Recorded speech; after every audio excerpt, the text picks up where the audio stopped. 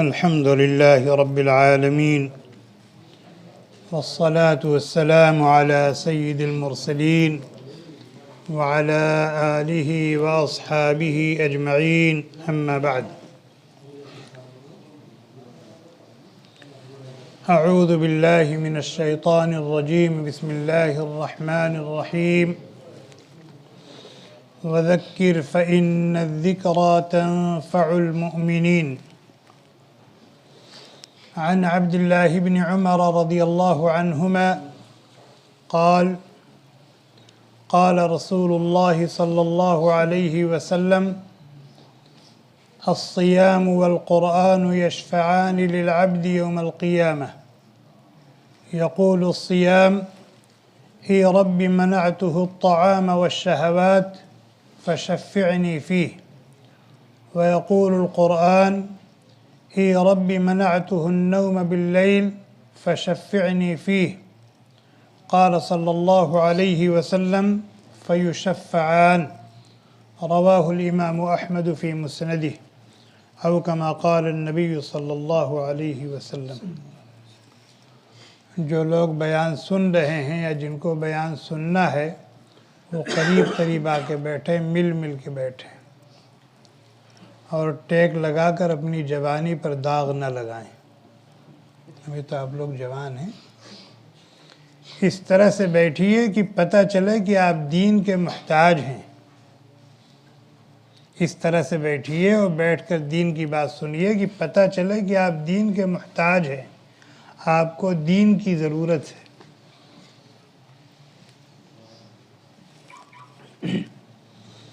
بحیثیت مومن اور مسلمان کے ہم سب کا ایمان اور عقیدہ ہے کہ ایک نہ ایک دن کائنات کا یہ نظام ختم ہو جائے گا، درہم برہم ہو جائے گا۔ آج اکا دکا لوگ دنیا سے جا رہے ہیں، اکا دکا چیزیں فنا کے گھاٹ اتر رہی ہیں۔ ایک دن آئے گا جب اللہ تعالیٰ کے حکم سے یکایک یہ سارا کا سارا نظام ختم کر دیا جائے گا۔ نہ آسمان رہے گا، نہ زمین رہے گی، نہ چاند سورج ستارے رہیں گے، نہ دریا اور پہاڑ ہوں گے، کچھ نہیں۔ قرآن کریم کی بہت سی آیتوں میں نہیں، بہت سی صورتوں میں اس منظر کو بیان کیا گیا۔ ہم قرآن چونکہ سمجھتے نہیں۔ اذا السماء انفطرت واذا الكواكب انتثرت واذا البحار فجرت واذا القبور بعثرت اذا الشمس كورت واذا النجوم انكدرت واذا الجبال سيرت واذا العشار عطلت اذا السماء انشقت واذنت لربها وحقت عما يتساءلون عن النبأ العظيم اذا وقعت الواقعة ليس لوقعتها كاذبة۔ ہم ان صورتوں کو پڑھیں، اس کا ترجمہ دیکھیں تو ہماری آنکھ کھلی کی کھلی رہ جائے گی کہ کیا کچھ ہونے والا ہے۔ اور وہ دن ہوگا، وہ دن آئے گا۔ اللہ تعالیٰ فرماتے ہیں اذا وقعت الواقعة، جب واقع ہو جانے والی واقع ہو جائے گی، آ جانے والی آ جائے گی، قائم ہو جانے والی قائم ہو جائے گی۔ لیس لوقعتها کاذبہ، جس کے وقوع میں کسی قسم کے شک و شبہ کی کوئی بات نہیں۔ خافضۃ رافعہ، جس دن کچھ لوگ سرخرو اور سربلند ہوں گے، جس دن کچھ لوگ رسوا اور ذلیل اور پست ہوں گے۔ تو یہ نظام ختم ہونے والا ہے اور اس دار العمل سے سب لوگ منتقل ہو کر دار الجزا میں جانے والے ہیں۔ اللہ تعالیٰ کے حکم سے ایک دوسرا نظام قائم ہوگا جس کو نظام آخرت کہا جاتا ہے، جس کو نظام جزا کہا جاتا ہے۔ اس دنیا میں جس نے جو کچھ کیا، اچھا برا، چھوٹا بڑا، خیر شر، اس کو وہاں دیکھے گا وہ. فَمَن يَعْمَلْ مِثْقَالَ ذَرَّةٍ خَيْرًا يَرَهُ وَمَن يَعْمَلْ مِثْقَالَ ذَرَّةٍ شَرًّا يَرَهُ. یہاں اگر کسی نے رائی کے دانے کے برابر بھی خیر اور بھلائی کی ہوگی تو اس کا بدلہ اس کو وہاں ملے گا. اگر رائی کے دانے کے برابر بھی شر اور برائی کی ہوگی تو اس کو بھی وہاں دیکھے گا. یا بنیہ انہا ان تک مثقال حبۃ من خردل فتکن فی صخرۃ او فی السماوات او فی الارض یأتی بها اللہ ان اللہ لطیف خبیر. حکیم لقمان اپنے بیٹے کو نصیحت کر رہے ہیں کہ میرے لخت جگر، اگر تمہارا کیا ہوا کوئی خیر یا تمہارا کیا ہوا کوئی شر چھوٹے سے چھوٹا کیوں نہ ہو، پہاڑ کی کسی کھوہ میں ہو، یہ 7 آسمان ہے، 7 آسمان کے کسی گوشے میں کیوں نہ ہو، یہ چوڑی چکلی زمین ہے، زمین کے کسی حصے میں کیوں نہ ہو، یأتی بہ اللہ، اللہ اس کو لا حاضر کریں گے.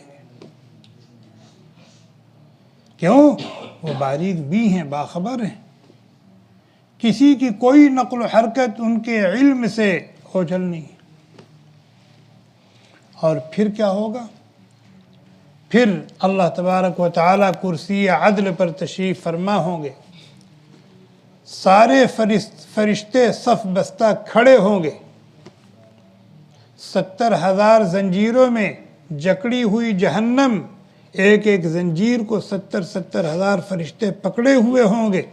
پھر بھی وہ بے قابو ہو رہی ہوگی. اللہ کے نافرمانوں کو دیکھ کر، اللہ کے باغیوں کو دیکھ کر وہ جوش مار رہی ہوگی کہ کب ان کو میرے حوالے کیا جائے اور میں ان کی بغاوت و نافرمانی کی ان کو سزا دوں. ایک ایک کر کے بارگاہ رب العزت میں پیش کیا جائے گا. میں بھی پیش کیا جاؤں گا، آپ بھی پیش کیے جائیں گے، آپ بھی پیش کیے جائیں گے، آپ بھی پیش کیے جائیں گے. آج دنیا میں ہم میں سے ہر ایک کے ساتھ 2 فرشتے ہیں، کرامن کاتبین جن کو کہا جاتا ہے. ایک دائیں طرف ہیں، ایک بائیں طرف ہیں. دائیں طرف کا فرشتہ نیکیاں لکھتا ہے، بائیں طرف کا فرشتہ برائیاں لکھتا ہے. اعلان ہوگا کہ فلاں ابن فلاں کا معاملہ بارگاہ رب العزت میں پیش کیا جا رہا ہے. ان دونوں فرشتوں میں سے ایک فرشتہ آگے آگے ہوگا، ایک فرشتہ پیچھے پیچھے ہوگا. اس کے ہاتھ میں نامہ عمل ہوگا، اللہ کے سامنے پیشی ہوگی. آج دنیا میں اپنے جیسے انسان کے سامنے اگر ہم سے اونچے رتبے کا ہے، جانے سے کیسی گھبراہٹ ہوتی ہے. مثلاً آپ کسی ادارے میں، کسی کمپنی میں کام کر رہے ہیں اور آپ کے بڑے نے آپ کو طلب کر لیا، کیسے کیسے خدشات ہوتے ہیں. کیوں بلایا، کیا وجہ ہوئی، مجھ سے کوئی غلطی تو نہیں ہو گئی. ڈرتے ڈرتے، کانپتے کانپتے، گھبراتے گھبراتے جاتا ہے اور اپنے جیسے کے سامنے کھڑا ہو کے تھر تھر تھر تھر کانپ رہا. ہوتا ہے نہیں ہوتا؟ جج کے سامنے کھڑے ہوتے ہوئے کیسے گھبراتا. اپنا مدعا نہیں بیان کر سکتا، اپنی بات اس کے سامنے نہیں رکھ سکتا، اس کے لیے وکیل کر رہا ہے. ہوتا ہے نہیں ہوتا؟ وہ تو رب العالمین ہے، احکم الحاکمین ہے، مالک الملک ہیں، ان کے سامنے پیشی ہونی ہے. کوئی واسطہ نہیں ہوگا، کوئی پردہ اور آڑ نہیں، کوئی حجاب نہیں، دو بدو بات ہوگی. اللہ تعالیٰ سوال کریں گے، بندہ جواب دے گا. اللہ تعالیٰ سوال کریں گے، بندی جواب دے گی. اللہ کے نبی علیہ السلام نے فرمایا ما منکم من احد الا سیکلمہ ربہ. تم میں سے ہر ایک سے اس کا رب بالمشافہہ بات کرے گا. لیس بینہ و بینہ ترجمان. بندے اور خالق و مالک کے درمیان کوئی آڑ نہیں، کوئی واسطہ نہیں، کوئی ترجمان نہیں. اور منظر کیا ہوگا؟ فَيَنظُرُ أَيْمَنَ مِنْهُ فَلَا يَرَى إِلَّا مَا قَدَّمَ. پیشی ہوگی، دائیں طرف دیکھے گا، جہاں تک نظر جائے گی اس کا نامہ عمل پھیلا ہوا ہوگا. دفتر کے دفتر. بائیں طرف دیکھے گا وَيَنظُرُ أَشْأَمَ مِنْهُ فَلَا يَرَى إِلَّا مَا قَدَّمَ. بائیں طرف دیکھے گا نام عمل، دفتر کے دفتر، ہر نقل و حرکت لکھی ہوئی ہے. سامنے دیکھے گا 70,000 زنجیروں میں جکڑی ہوئی جہنم جوش مار رہی ہوگی. اللہ تعالیٰ پوچھیں گے میں نے یہ کرنے کے لیے کہا تھا کیا؟ میں نے یہ کرنے کے لیے کہا تھا کیا؟ میں نے یہ حکم دیا تھا پورا کیا؟ میں نے یہ آرڈر دیا تھا بجا لائے؟ میں نے یہ دیکھنے سے منع کیا تھا کیوں دیکھا؟ میں نے یہاں جانے سے منع کیا تھا کیوں گئے؟ میں نے یہ کرنے سے منع کیا تھا کیوں کیا؟ میں نے یہ بولنے سے منع کیا تھا کیوں بولے؟ میں نے یہ کھانے سے منع کیا تھا کیوں کھایا؟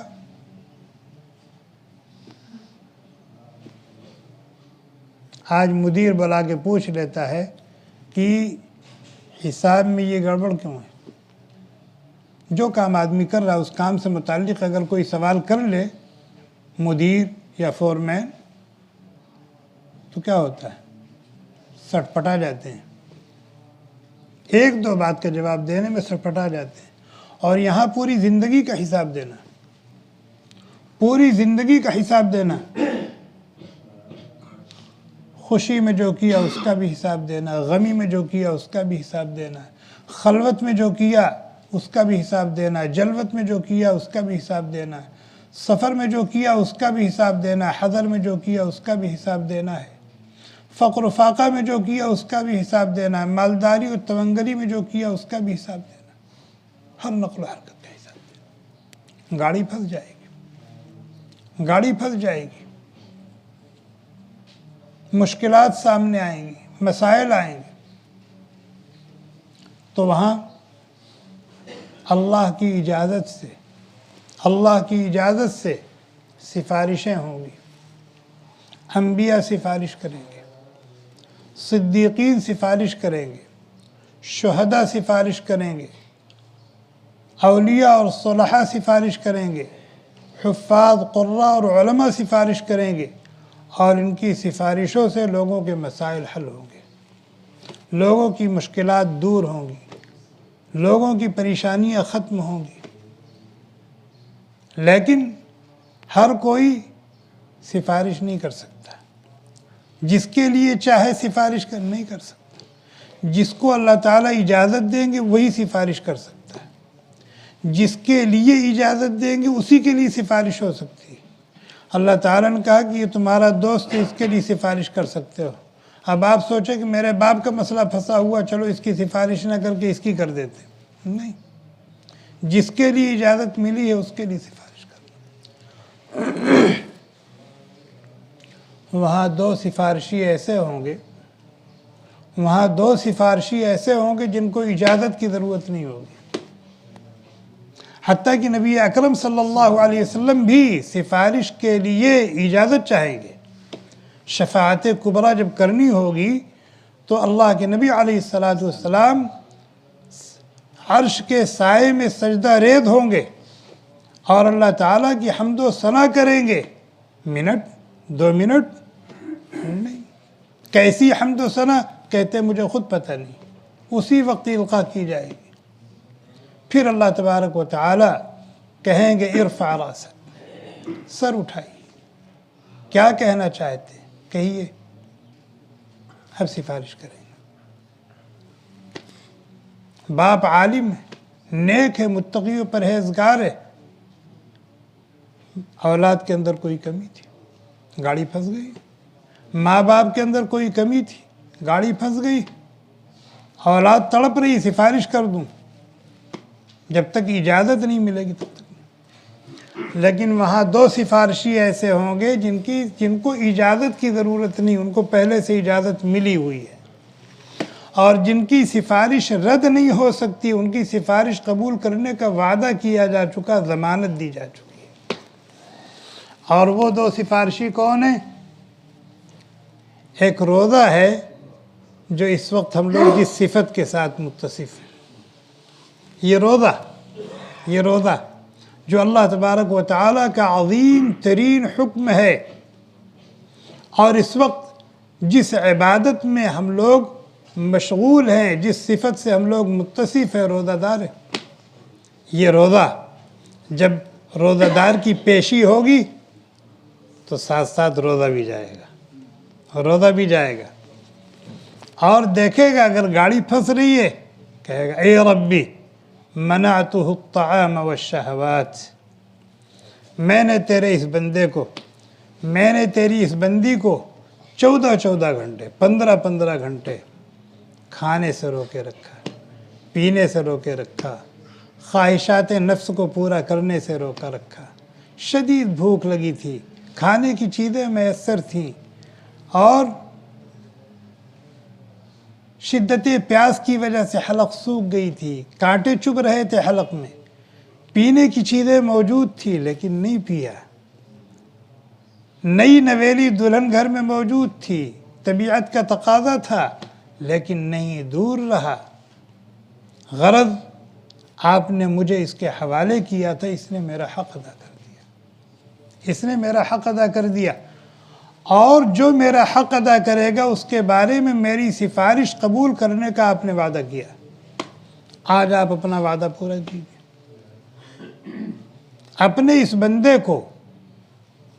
بندے کو اپنی رضا اور خوشنودی کا پروانہ عطا کیجیے، اور اس کے سر پر ولایت و دوستی کا تاج سجا کر جنت کا دولہا بنا کر جنت میں داخل کیجیے، اور جنت کی نعمتوں سے لطف اندوز کا ہمیشہ ہمیش کے لیے موقع دیجیے۔ روزہ سفارش کرے گا۔ اسی طریقے سے دوسرا سفارشی جس کو اجازت کی ضرورت نہیں اور جس کی سفارش مقبول ہے، رد نہیں، قرآن کریم، جس کو آپ 20 رکعت تراویح میں پڑھتے ہیں، سنتے ہیں، تہجد کی نماز میں پڑھتے ہیں، سنتے ہیں، رات کے دوسرے حصوں میں اس کی تلاوت کرتے ہیں، اور صرف رمضان بھر اس سے تعلق نہیں رکھتے بلکہ اس کو اپنی زندگی کے لیے مشعل راہ بنا رکھا ہے، ہمیشہ اس کو سینے سے لگا کے رکھتے ہیں، آپ کا دل اس کے لیے ہمیشہ دھڑکتا رہتا ہے، خوشی ہو، غمی ہو، فقر و فاقہ ہو، تنگ دستی ہو، فراخی ہو، مالداری ہو، خلوت ہو، جلوت ہو، سفر و حضر ہو، آپ ہر جگہ اس سے رہنمائی حاصل کرتے ہیں۔ یہ قرآن بھی آئے گا ساتھ میں، جب آپ کی پیشی ہوگی تو صاحب قرآن کی پیشی کے وقت قرآن بھی اس کے ساتھ جائے گا اور کہے گا اے ربی منعتہ النوم باللیل، پروردگار میں نے تیرے اس بندے کو، میں نے تیری اس بندی کو رات میں سونے سے روکے رکھا۔ 20 رکعت تراویح پڑھتا تھا، ایک پارہ 2 پارہ پڑھتا تھا، سنتا تھا، تہجد میں میری تلاوت کرتا تھا، دوسرے اوقات میں مجھ کو پڑھتا تھا، مجھ میں تدبر کرتا تھا، اور زندگی کے ہر شعبے میں مجھ سے رہنمائی حاصل کرتا تھا۔ مجھ کو اس نے اپنا اوڑھنا بچھونا بنا لیا تھا، اور مجھ سے تعلق کی برکت سے وہ آپ کے خاص گھرانے والوں میں سے ہو گیا، اور آپ نے اپنے ایسے بندوں کے حق میں، ایسی بندیوں کے حق میں میری سفارش قبول کرنے کا وعدہ کیا ہے، اس نے میرا حق ادا کر دیا۔ میں سفارش کرتا ہوں کہ آپ اس کی مغفرت فرما دیں، اس کو اپنی محبت اور پیار عطا فرمائیں، اپنے دیدار سے اس کی آنکھیں ٹھنڈی فرمائیے، اپنی رضا اور خوشنودی کا پروانہ اس کو ہاتھوں میں عطا کیجیے، اپنی ولایت و دوستی کا تاج اس کے سر پہ سجا کر جنت کا دولہا بنا کر اس کو جنت میں داخل کیجیے۔ اللہ کے نبی علیہ السلام نے فرمایا فیشفعان، اللہ کے نبی علیہ السلام فرماتے ہیں کہ یہ 2 عظیم سفارشی ہیں، جن کی سفارش کریں گے ان کی سفارش قبول کی جائے گی۔ اب یہ سفارش کریں گے کس کی، وہ بتا دیا۔ یہ ہمارے لیے بہترین موقع ہے کہ اس نازک گھڑی کے لیے، اس مشکل وقت کے لیے، اسی دارالعمل میں رہتے ہوئے ہم اپنے لیے یہ 2 سفارشی تیار کر لیں، یہ 2 سفارشی تیار کر لیں کہ اگر کل کی زندگی میں کوئی مشکل وقت آتا ہے تو ہمیں پریشان نہ ہونا پڑے. ہمیں پریشان نہ ہونا پڑے. ہمارے پاس دو سفارشی پہلے سے موجود ہوں، ایک ہمارے دائیں ہو، ایک ہمارے بائیں ہو. اللہ کے نبی علیہ السلام نے فرمایا الصیام والقرآن یشفعان للعبد یوم القیامہ. يقول الصيام اے ربی منعته الطعام والشہوات فشفعنی فیہ. ويقول القرآن اے منعته النوم باللیل فشفعنی فیہ. ایک دوسری حدیث ہے، حضرت جابر رضی اللہ تعالی عنہ راوی مسلم شریف کی روایت ہے، اقرأوا القرآن فإنه يأتي يوم القيامة شفيعا لأصحابه. قرآن پڑھا کرو، قرآن پڑھا کرو، قرآن پڑھا کرو. ہمارے یہاں جب کہا جاتا قرآن پڑھا کرو تو اس کا مطلب یہ ہوتا ہے کہ قرآن لے لیا یا موبائل نکال لیا. الحمدللہ رب العالمین الرحمن الرحیم مالک یوم الدین. قرآن پڑھ لیا، ایک پارہ پڑھ لیا، دو پارہ پڑھ لیا، تین پارہ پڑھ لیا، قرآن پڑھ لیا. نہیں، ہمارے بڑوں کے ہاں جب قرآن پڑھ لو بولا جاتا تھا یا قرآن پڑھ لیا کہا جاتا تھا تو اس کا مطلب یہ ہوتا تھا کہ اس کی تلاوت بھی کر رہے ہیں، اس میں تدبر بھی کر رہے ہیں، اور اس کا جو مطالبہ ہے اس کو پورا بھی کر رہے ہیں. اس کا جو مطالبہ ہے، ہم نے جو پڑھا اس میں حلال اور حرام ہے، تو جو حلال ہے اس کو حلال جانے اور برتیں، اور جو حرام ہے اس کو حرام سمجھے اور اس سے بچیں. جو اچھوں کے قصے اور واقعات بیان کیے گئے ہیں ہم ان سے سبق لیں اور ان کے جیسا بننے کی کوشش کریں، اور جو بروں کے واقعات ہیں ہم ان کے جیسا بننے سے بچیں اور دور رہیں. جو مثال اللہ تعالیٰ نے مثالیں بیان کی ہیں ان سے عبرت پکڑیں. یہ مقصد ہے قرآن پڑھنے کا مطلب یہ ہے. صرف زبان سے الفاظ پڑھ لیے گئے، بڑوں کی نظر میں اس کو قرآن پڑھنا نہیں کہتے تھے. اگر آدمی آیت سرقہ پڑھ رہا ہے اور چوری سے نہیں بچ رہا ہے تو یہ نہیں کہا جائے کہ قرآن پڑھ رہا ہے، بلکہ کہا جائے کہ قرآن کا مذاق اڑا رہا ہے. آیت سود پڑھ رہا ہے لیکن سود سے بچ نہیں رہا ہے تو کہا جائے گا قرآن پڑھ رہا ہے، نہیں، قرآن کا مذاق اڑا رہا ہے. آیت نماز پڑھ رہا ہے اور نماز نہیں پڑھ رہا ہے. زکوٰۃ سے متعلق جو آیات ہیں ان کی تلاوت کر رہا ہے، زکوٰۃ نہیں ادا کرتا، تو اس کو قرآن پڑھنے والا نہیں کہا جائے گا. قرآن پڑھنے کا مطلب یہ ہے کہ قرآن کا جو تقاضا ہے بندہ اس پر عمل کرنے کی کوشش کرے. بندہ اس پر عمل کرنے کی کوشش کرے تو پھر یہ قرآن اس صاحب قرآن کے لیے بارگاہ رب العزت میں کیا کرے گا؟ سفارش کرے گا. یہی موقع ہے، یہی موقع ہے. ورنہ جب ملک الموت آ گئے اور یہ روح قفس عنصری سے پرواز کر گئی، نکل گئی، روح کا رشتہ اس جسم سے ختم ہو گیا تو اعمال کا سلسلہ بھی ختم ہو گیا. اب آپ ایک مرتبہ سبحان اللہ کہنے کے لیے ترسیں گے. اب آپ نماز نہیں پڑھ سکیں، اب آپ تلاوت نہیں کر سکیں. کیوں؟ اس لیے کہ یہ سب کچھ دارالعمل میں رہتے ہوئے کیا جا سکتا تھا. اب دارالعمل سے آپ منتقل ہو چکے، دارالعمل سے آپ منتقل ہو چکے. اذا مات ابن آدم انقطع عمله الا من ثلاث صدقة جاریہ او علم ينتفع به او ولد صالح يدعو له. قبرستان میں لوگ پڑے ہوئے ہیں، کوئی اٹھ کے آ جائے تو اس سے پوچھو کہ بھئی 2 رکعت نماز کی کیا قیمت ہے، تو بتائے گا کیا قیمت ہے 2 رکعت. ایک روزے کی کیا قیمت ہے وہ بتائے گا. جب تک یہاں ہیں تب تک ہمیں احساس نہیں. جب احساس ہوگا تو پھر کچھ کر نہیں سکتے.